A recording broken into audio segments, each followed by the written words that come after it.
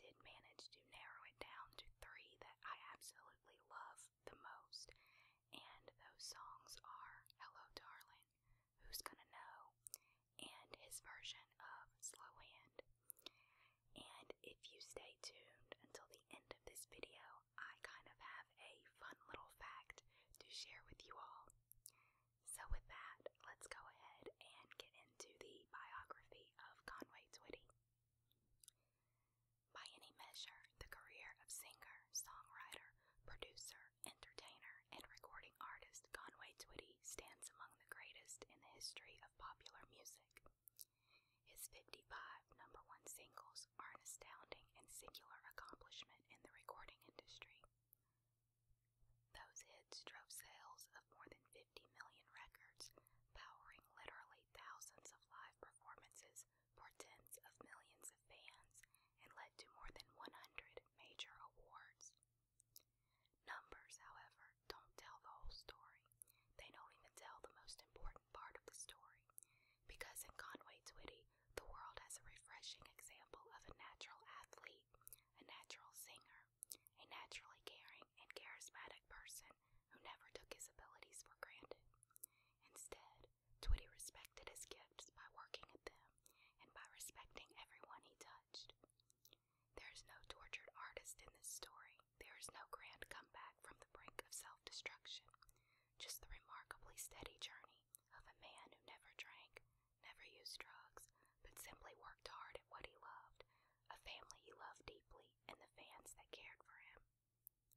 From Sun Studios in Memphis and the infancy of rock and roll to the top of the country charts and induction into the Country Music Hall of Fame, Conway built an astounding musical legacy that spanned 5 decades. The truest assessment of that legacy will never make it onto history's pages, however, because it is written on the hearts of everyone he knew and everyone who knew him through his music. Even as a small child, it was apparent that there was something special about Twitty. Born Harold Lloyd Jenkins on September 1st, 1933, in Friars Point, Mississippi, the boy had an uncommon ability and a penchant for helping those around him. Given his first guitar, a Sears and Roebuck acoustic, at the age of 4, Harold demonstrated a musical gift. He formed his first band, the Phillips Country Ramblers, when he was just 10, after the family moved to Arkansas. His mother was the breadwinner, and his father found spotty work as a Mississippi riverboat pilot. Harold obtained employment as a car hop and used his earnings to buy clothes and shoes for his brother and sister. He landed a weekly radio show, and in his other passion, baseball, developed his skills to the point of playing semi-pro and being offered a contract by the Philadelphia Phillies after high school. Jenkins figured his destiny was decided when he was drafted by the Philadelphia Phillies. Fate, however, intervened when he was drafted by a much bigger team, the U.S. Army. While stationed in Japan, he kept both of his dreams alive by forming a band and playing on the local Army baseball team. After his release from the Army, it was the mid-1950s, and the sudden popularity of a young man named Elvis Presley drew a still very young Harold Jenkins to Memphis. While recording at Sun Studios with Presley, Johnny Cash, Carl Perkins, and Jerry Lee Lewis, Jenkins began developing a sound that would lead to a record deal with MGM. He also took a stage name, combining the names of 2 cities, Conway, Arkansas, and Twitty, Texas.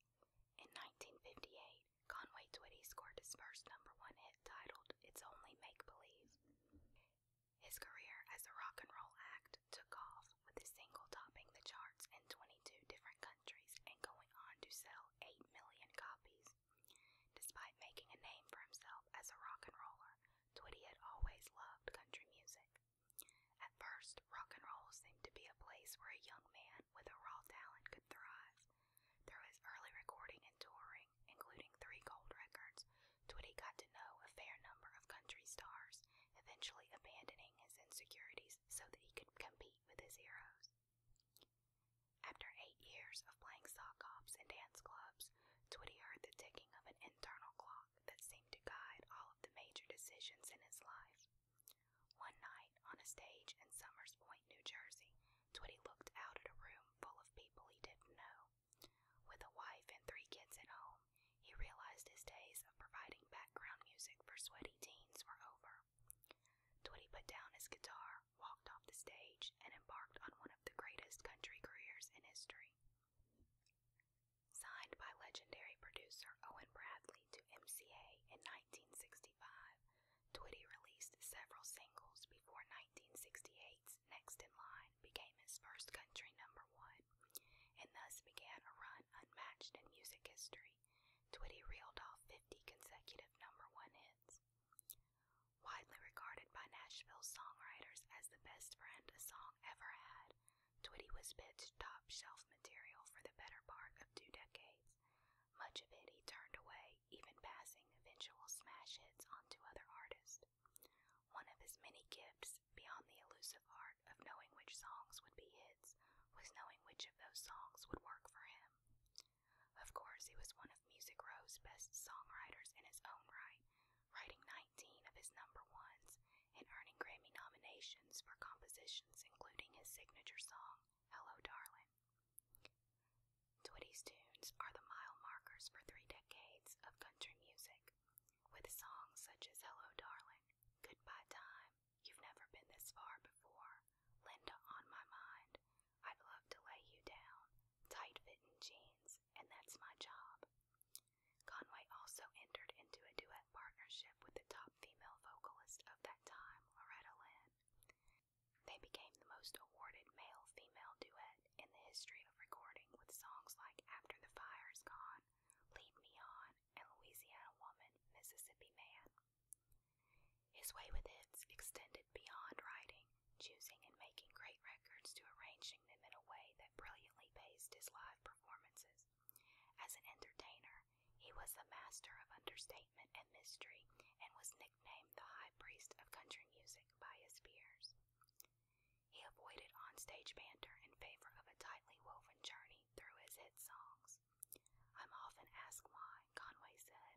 Why don't I talk at my concerts? My answer is always the same. I do talk, but the communication is through my music, he said. His voice even reached into outer space when Hello Darling was played around the world during the link-up between America's orbiting astronauts and Russia's in a gesture of international goodwill. Twitty had a tremendous respect for women and sang many of his biggest hits directly to them. By choosing to perform songs with adult themes, many of which were controversial at the time, he built a passionate fan base. Perhaps the most dramatic example of this illustrated by a California performance where an audience member suffered a heart attack. The woman refused paramedics' urgings that she accompany them to the hospital, saying she wasn't leaving until she heard Hello Darling. A note was passed on to the stage, and Twitty performed the show closer earlier than had planned so that his fan could receive proper medical care. Despite such adoration, Twitty remained a genuine and unpretentious person. He regularly stayed hours after his show signing autographs, once staying so long as to be engaged in a discussion with the venue janitor as his bus left without him. At home, he drove an old station wagon and favored jogging suits and baseball caps. On many occasions, people would stop him and ask him if he'd ever been told he resembled Conway Twitty. I've heard that, he would reply, but I don't see the resemblance. In 1982, Conway opened one of the largest tourist attractions in the state of Tennessee. Twitty City, located north of Nashville and Hendersonville, was a true testament to his deep love and appreciation for his fans. Hundreds of thousands of them roamed the grounds year-round, taking in views that included the mansion of Conway and his wife Mickey, the home of his mother, and the homes of his 4 adult children. The Twitty City complex also included Conway Twitty Enterprises, a gift shop, a theatrical showcase of Conway's life, beautifully landscaped grounds with waterfalls, and a pavilion area. His love of Christmas led to an annual light festival that eventually included live reindeer, snow machines, and millions of visitors. Twitty donated proceeds from tours of the grounds to help the families of local fallen police and firefighters. Another regular was a Christmas for Kids concert that raised funds to help underprivileged children.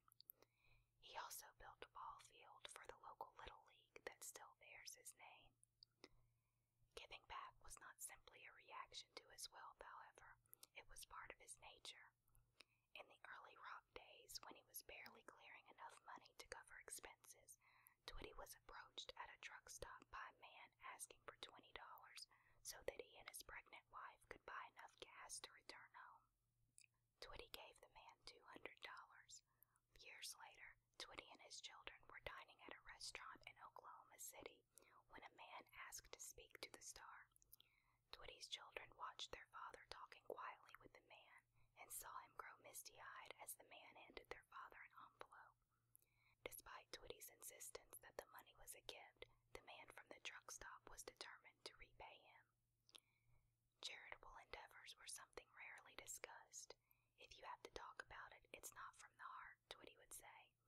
And though his pairing with Loretta Lynn was one of the most celebrated duets in history, he never complained that the Country Music Association never recognized him with an award for his accomplishments as a solo artist. Each one of my fans is enough of an award for me, he'd say. Nevertheless, he was a hard-working, determined, and ambitious man who believed he was called to do more than rest on his God-given abilities. And so he pushed to evolve his gifts, striving to improve upon his last album, to record another smash, to break another concert attendance record. In 36 years of touring, he never missed a show, an example of consistency that, to use an analogy from his favorite sport, made him a musical DiMaggio or Ripken. This came from a man who would turn down so much as an aspirin, and coming from an era where entertainers were often encouraged to medicate by their own traveling physicians. Asked in the midst of his incredible streak what he'd do if one of his songs didn't reach number 1, the unassuming Twitty replied, "I'll just start over." And when the follow-up to Don't Call Him a Cowboy peaked at number 2, that's exactly what he did, scoring 5 more chart toppers, the last being Crazy in Love, before his untimely death in June 1993. His last album, Final Touches, was released after his death later that year. If there's an unfortunate addendum to Twitty's story, it is that his place in the history of country music has largely been overlooked. He was inducted into the Country Music Hall of Fame in 1999, but a legal battle over his estate kept his sons and daughters from endeavoring to tell his story for almost 14 years, until recently. And yet, as they began to work on the reissues, the box sets, and the retrospectives so long overdue, they are continually reminded of the foundation upon which their father's unparalleled achievements were built. Throughout his life, Conway would tell people, if you do what you love and you're able to take care of the people you love, it doesn't matter what you do, you're a successful man. Undoubtedly, that is the legacy that would have meant the most to Harold Conway Twitty Jenkins, which makes the rest of his story, the accomplishments and the accolades, so much sweeter.